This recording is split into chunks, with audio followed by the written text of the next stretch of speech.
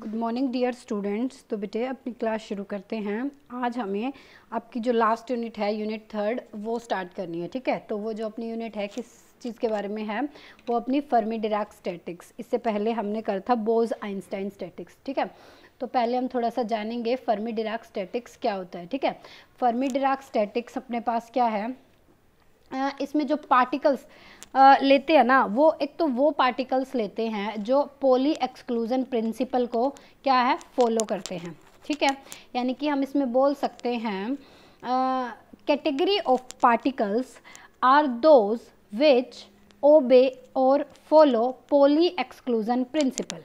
ठीक है, according to which no two identical particles can occupy the same quantum state. मतलब कोई भी दो आइडेंटिकल मतलब सेम पार्टिकल्स क्या नहीं ऑक्यूपाई कर सकते सेम क्वांटम स्टेट। ठीक है, according to which no two, यहाँ पे लिख सकते हैं बेटा, मेरे पास कहाँ गया मेरा दूसरा पेन, एक सेकेंड। तो क्या है भाई, particles obey Pauli exclusion principle according to which no two identical particles can occupy the same quantum state। ठीक है, अब हमारे पास जो सेल्स बनेंगी इन द फेज स्पेस, वो क्या होंगी अपने पास, cell in a phase space represent, cell in a phase space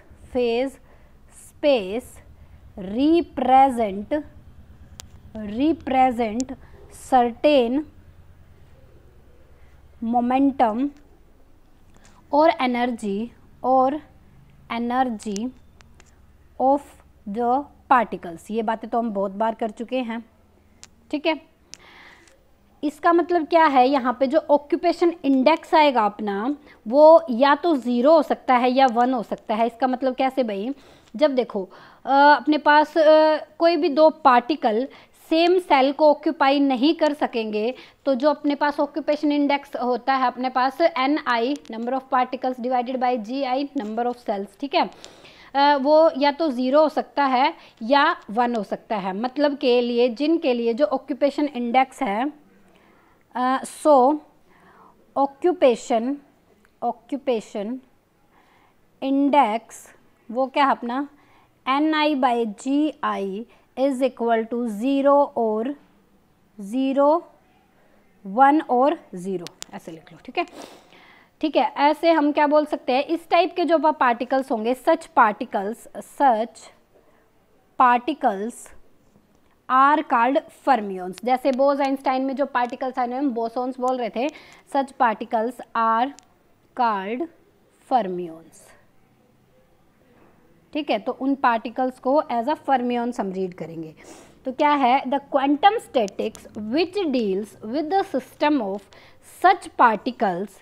ठीक है, उन्हें हम बोलेंगे फर्मी डिराक स्टैटिक्स। ठीक है, इस टाइप के पार्टिकल्स की स्टडी जिसमें भी हम करेंगे उसे हम बोलेंगे Fermi Dirac statics. It is known that all the particles which have the half integral spin, ये भी बहुत इंपॉर्टेंट पॉइंट है इसका, क्या है अपने पास, पार्टिकल्स या फर्मियंस पार्टिकल्स हैव हाफ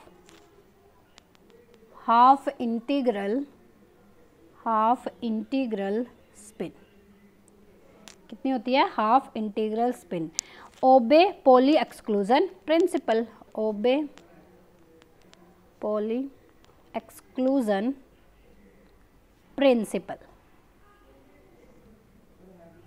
ठीक है, तो एग्जाम्पल क्या ले सकते हैं, कौन से पार्टिकल होंगे ऐसे, एग्जाम्पल इलेक्ट्रॉन हो गया, पॉजिट्रॉन हो गया, electrons, positrons, proton and neutron बोल सकते, protons, neutrons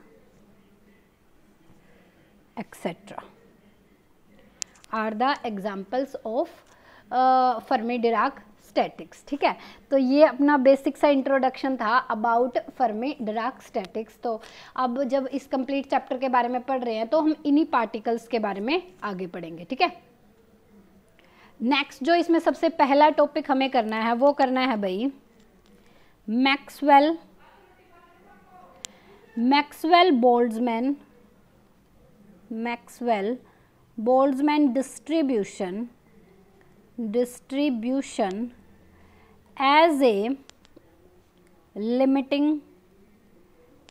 a limiting case of Bose-Einstein statics। क्या है अपने पास, जब हमने वैल्यू फाइंड आउट की थी क्या था अपने पास, बोज आइंस्टाइन डिस्ट्रीब्यूशन से हम फाइंड आउट करके आए थे। बोज आइंस्टाइन डिस्ट्रीब्यूशन से हम ये फाइंड आउट करके आए थे N I is equal to G I divided by E raise to power alpha plus में बीटा यू आई माइनस का 1। ठीक है, जब अपने पास ये हो, मान लो ये, इसको हम लिख देंगे, इसको क्या लिख सकते हैं, e raise to power alpha plus beta you i को मैं लिख सकती हूँ e raise to power alpha into में e raise to power beta you i. ठीक है, इसको अगर मैं क्या ले लूँ अपने पास, e raise to power alpha की वैल्यू मैं 1/a पुट करूँ और यहाँ पे a को मैं बोल दूँ बहुत लेस देन है किससे, 1 से, तो ये क्या है अपने पास आ जाएगा 1/a e raise to power beta you i. ये क्या है, क्या बन जाएगा अपने पास, बिकम्स वेरी लार्ज, तो ये कैसा हो जाएगा, very large as compare to 1, तो इसमें से अब -1 भी कर देंगे तो कोई खास फर्क नहीं पड़ेगा, तो इसको हम और कैसे लिख सकते हैं, it can be written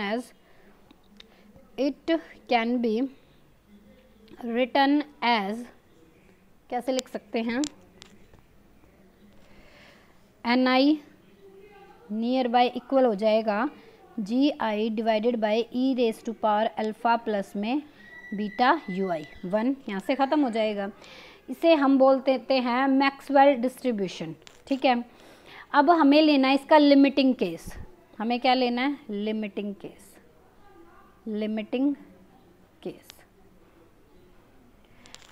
case अपना क्या है, अभी मैं मान के चली हूँ जो a है वो मेरा लेस देन 1 है, इसका मतलब a मैंने किसके इक्वल लिया था, e raise to power minus alpha के, मतलब दैट इज जो e raise to power minus alpha है वो मेरा किससे है, लेस देन 1 से, वो किससे छोटा है मेरा, 1 से। तो बोज आइंस्टाइन डिस्ट्रीब्यूशन लॉ किस में रिड्यूस हो जाता है, मैक्सवेल में। इस कंडीशन पे, ये वाली जो कंडीशन है, then Bose Einstein distribution law reduces to Maxwell-Boltzmann distribution। तो यहाँ पे हमें इस कंडीशन को ध्यान रखना है।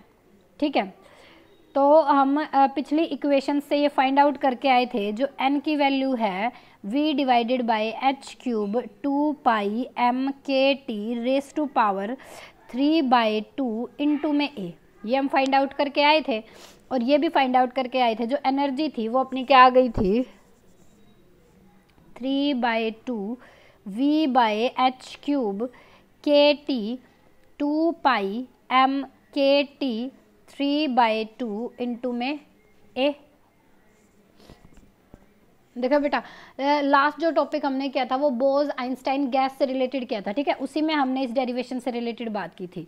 तो अब इसको मैं इक्वेशन नंबर 1 ले लूँ और इसको मैं इक्वेशन नंबर 2 ले लूँ, तो वही हमने किया था, हमने एनर्जी पर पार्टिकल्स निकाली थी। ठीक है, ये हमारे पास नंबर ऑफ बोसॉन्स निकाले थे हमने, ये उन बोसॉन्स की एनर्जी फाइंड आउट की थी, और फिर हमने किया था एनर्जी पर यूनिट बोसॉन्स या पर यूनिट पार्टिकल। तो अपने पास आ जाएगा डिवाइडिंग अपने पास इक्वेशन 2/1 ठीक है, तो क्या आ जाएगा, u by N is equal to 3/t kt, u is equal to 3/2 n kt। यही हमने एनर्जी निकाली थी बोसॉन्स की, ठीक है। इसे हम क्या बोलते हैं, ये अपने पास एक वेल नोन रिजल्ट है of classical Maxwell Boltzmann statics. इसे हम बोज आइंस्टाइन में भी पढ़ा है, लेकिन यहाँ पर हमने इसकी क्या कंडीशन ली है, इस कंडीशन के अंदर बोज आइंस्टाइन जो अपने पास स्टैटिक्स था वो कन्वर्ट हो जाता है किसमें, मैक्सवेल में। तो इसे हम बोल सकते हैं दिस इज ए वेल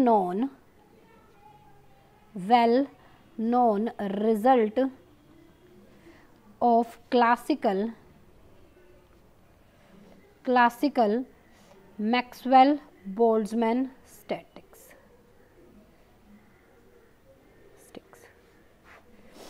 ठीक है भाई। अब आगे है ना, हम degeneracy and Bhoj Einstein condensation से बातें करेंगे कि डीजनरेसी क्या होती है। डीजनरेसी सिंपल मीनिंग एक तो ये है कि डीजनरेसी क्या होती है, डीजनरेसी रिपीटिंग वैल्यू होती है, और बोज आइंस्टाइन कंडेंसेशन क्या होती है, ये हम नेक्स्ट टॉपिक में डिस्कस करते हैं। तो उसके लिए बेटा एक ये काफ़ी लंबा टॉपिक है, उसके लिए एक अलग से ही वीडियो बना दूंगी, ठीक है। तो इतना आपको इसमें ध्यान रखना है, एक तो बोज आइंस्टाइन की बेसिक बातों फर्मी डिराक की बेसिक बातों को ध्यान रखना है कि कंप्लीट जब चैप्टर रीड करेंगे तो किन किन बातों का ध्यान रखेंगे। एक ये हमने लिमिटिंग केस पढ़ लिया मैक्सवेल डिस्ट्रीब्यूशन लॉ का, जो कि हमने पढ़ा था किसमें, बोज आइंस्टाइन डिस्ट्रीब्यूशन लॉ में। यहाँ पे एक पर्टिकुलर कंडीशन पढ़ते हैं जिसपे हमारा जो बोज आइंस्टाइन डिस्ट्रीब्यूशन लॉ है कन्वर्ट हो जाता है मैक्सवेल डिस्ट्रीब्यूशन लॉ में, ठीक है। इस बात का ध्यान रखना है और ठीक है, पढ़ते रहिए। All the very best, thank you.